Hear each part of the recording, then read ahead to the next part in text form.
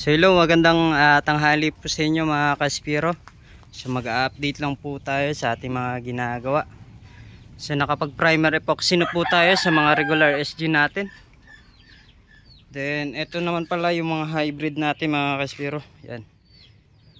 So shoutout pala kay Sir Ginard Clarion. Then kay Sir Anthony Edma. So kay Sir Gemma is nasa 50 cm hybrid. So ito po siya sir.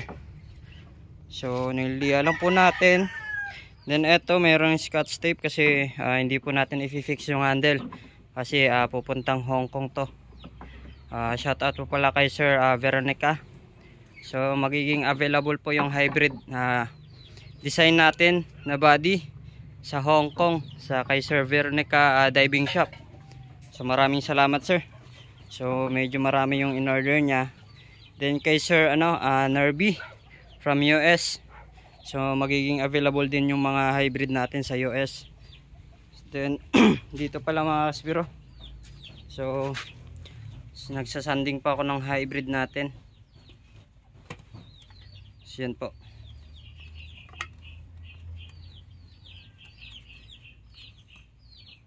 So hindi pa po kasi na-fix yung handle.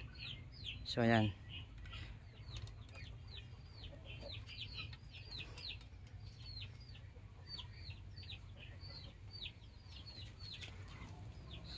So medyo marami po yung hybrid natin. So natagalan po tayo sa paggawa. Kasi napakahirap po kasing gawin yung mga ganitong spear gun. So magkaiba po yung trabaho nito sa regular. Sa mga ganitong mga natin, spear gun.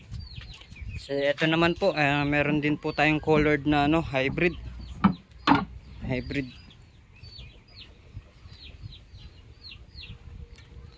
So naka-ergonomic handle po siya. Pwede po siya pang left. Pwede po siya pang right. So hindi pa po natin naliliha ito mga Kaspiro. Sanding lang ito.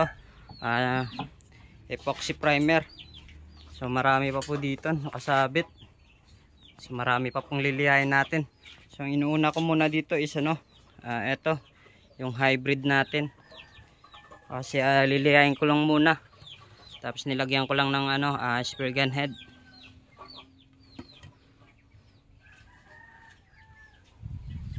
So then ito naman po pala mga Kaspiro yung mga nalihan na natin ng mga spear gun.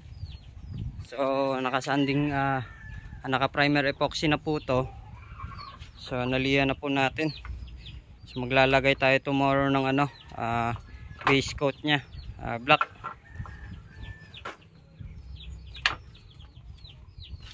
So medyo makinis na po siya.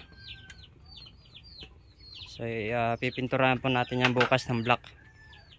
So nalihan na po natin to mga Kaspiro. Medyo alikabok lang kasi primer epoxy po yung ginamit natin dito. So naka automotive, bukas automotive na base coat yung ibibigay natin dyan. Then ito naman po yung mga regular spear gun. Naka right handed, meron naman po tayong left handed na mga spear gun. Pero usually talaga is right handed. Ito po is left handed po to. Ayan. Pangkaliwang handle.